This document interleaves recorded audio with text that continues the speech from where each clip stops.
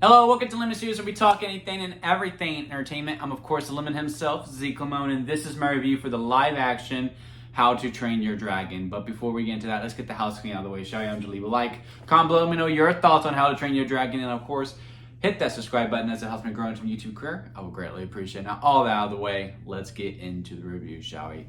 So, How to Train Your Dragon. I am a huge fan of the animated movies. I think, honestly, that trilogy is one of the best trilogies ever. Like, not just within animated movies, but with live action as well. Like, I honestly consider it with a Lord of the Rings, The Godfather. I'm trying to think of other ones that are just at 3 now because so many have gone past it.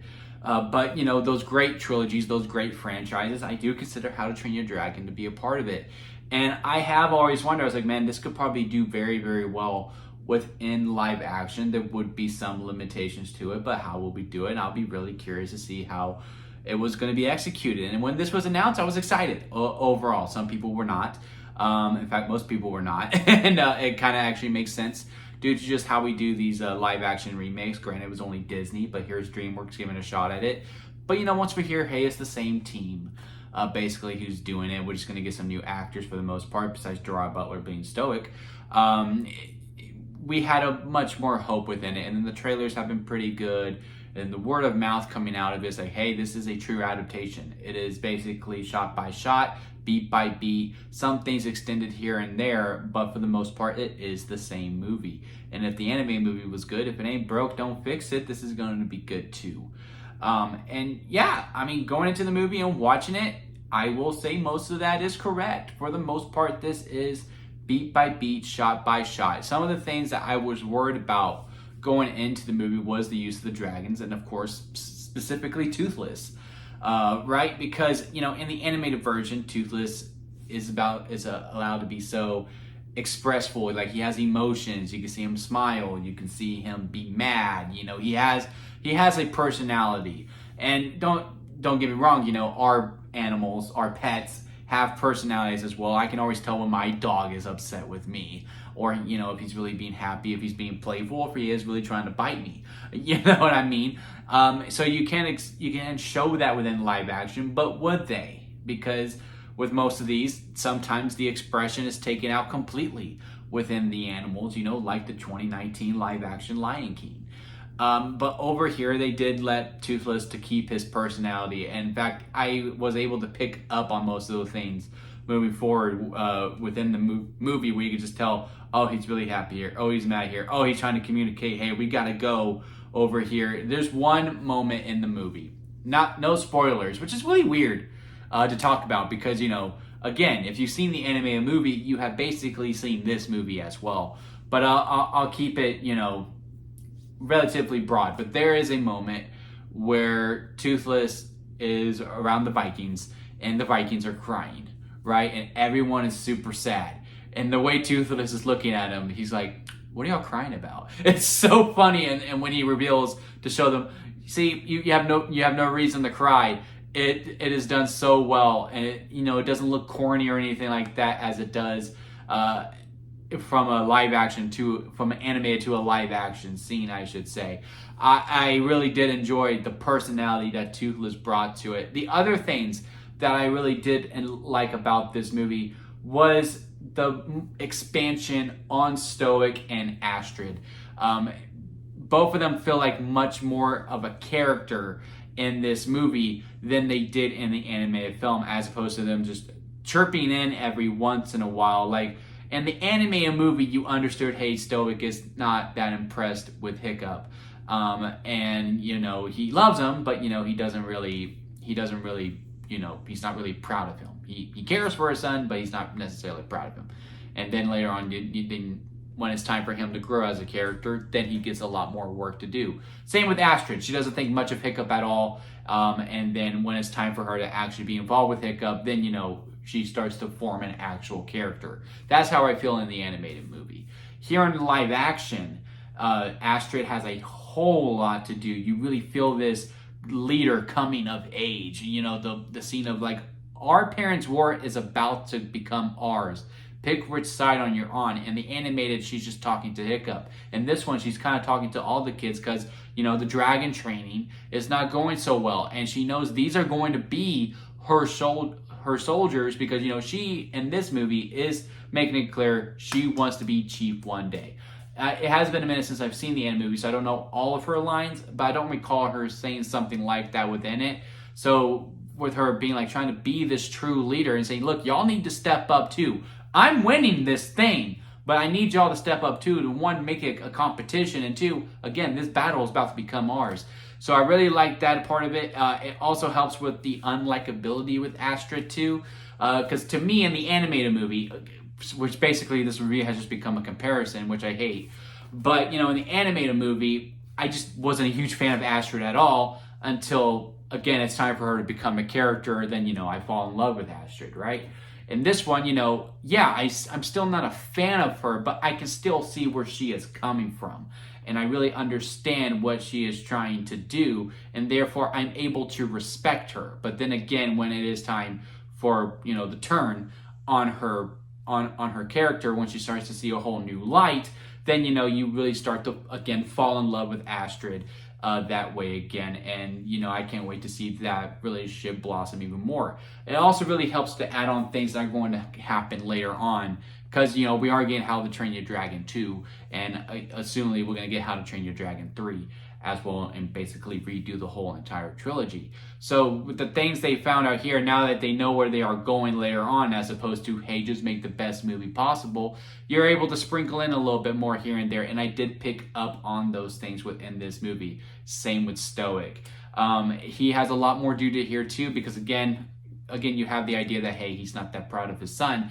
Over here, it makes it very clear he does not like his son whatsoever. And I would also probably say that maybe he is more unlikable in this movie as opposed to his anime movie, because, God, at every turn, they take a chance just to really bring Hiccup down all the way through this whole movie. And sometimes, to me, just wasn't justified whatsoever. The whole beginning with the, the attack of the dragons and all that, and they blame it all on Hiccup, and I'm just like, this isn't Hiccup's fault. Like, not all of it. Yeah, sure, he has a part for sure, but the dragons were already here. I don't know why we're all mad at Hiccup, and sometimes I'm just like, why are we just continuing to just dog on this kid whatsoever? I get it, he's Stoic's son, but damn, it was just weird. Also, it still baffles me that Stoic, you named your kid Hiccup, and you're surprised that he is one? Like, I don't know. So within that, but it does wrap around very well when, Stoic and Hiccup do have a very nice moment later on within the film. That, again, both within this film and the animated, I'm like, it's not the time. It's not the time to have this moment. We can have this talk later. It does still pack a much meatier gun punch as opposed to. So I would say maybe you do need to make Stoic a little bit more unlikable, so that when we do get to that moment, it does just make you in the feels a little bit more. With that being said, though, even though I do appreciate the additions of Astrid and Stoic to really make them fleshed out a little bit more character work, some of the added scenes on are very, very nice. I still overall think I prefer the animated film. I think the animated movie is a little bit more tighter. It has a little bit more of a tempo. Some of the scenes here I do think drag on a little bit. I do think some of the comedy just wasn't necessarily needed within this film, mainly within the twins. I think the other, because with the dragon trainers, there's the twins, there's Astrid, there's Hiccup, and then there's the other two boys that are with us. The other two boys, they did very well for their part. They knew what their role was, and the twins knew their role too.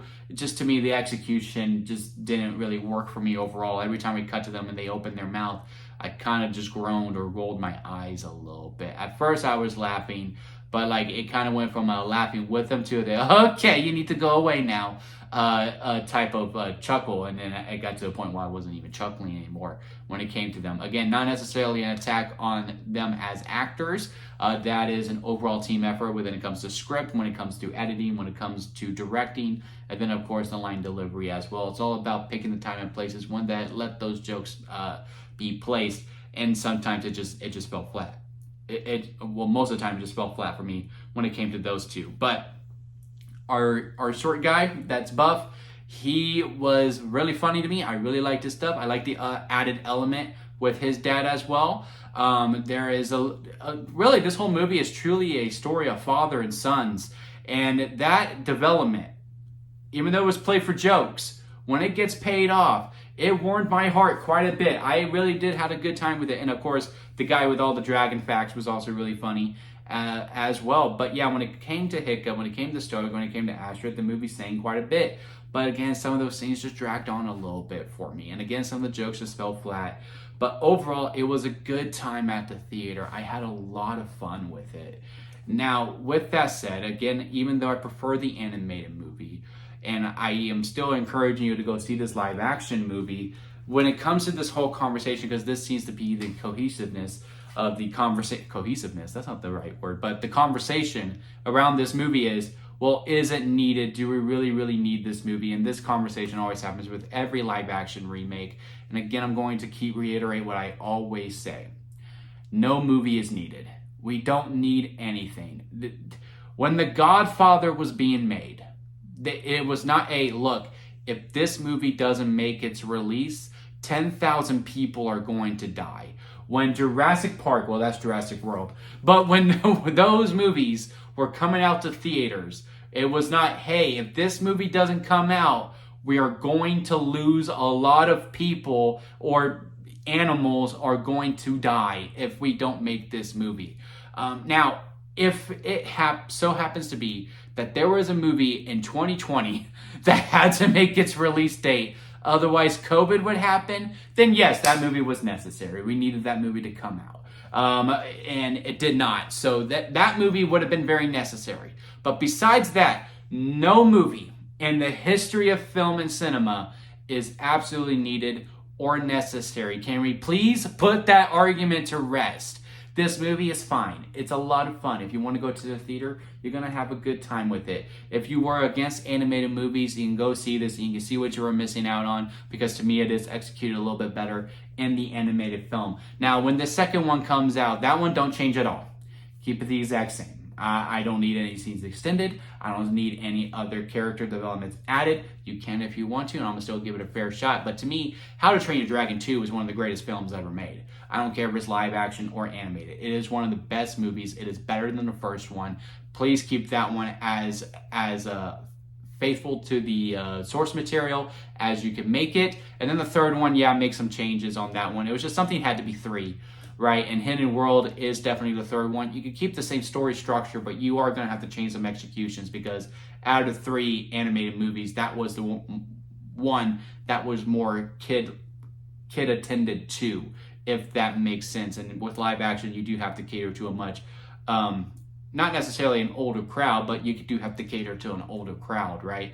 Because, you know, we are dealing with real people, and the kids are going to be aged quite a bit more once we get to that third film, or at least I hope we get a break and we have to let them age up a little bit, because no, Hiccup has to get that beard. Yeah, I had a good time with the movie. Is it needed? No, but what movie is? If I had to rank it on the lemon scale, sour lemon at the bottom, expired store-bought lemonade after that, bad, but hey, there's some good. Store-bought lemonade, good, but hey, a lot of bad.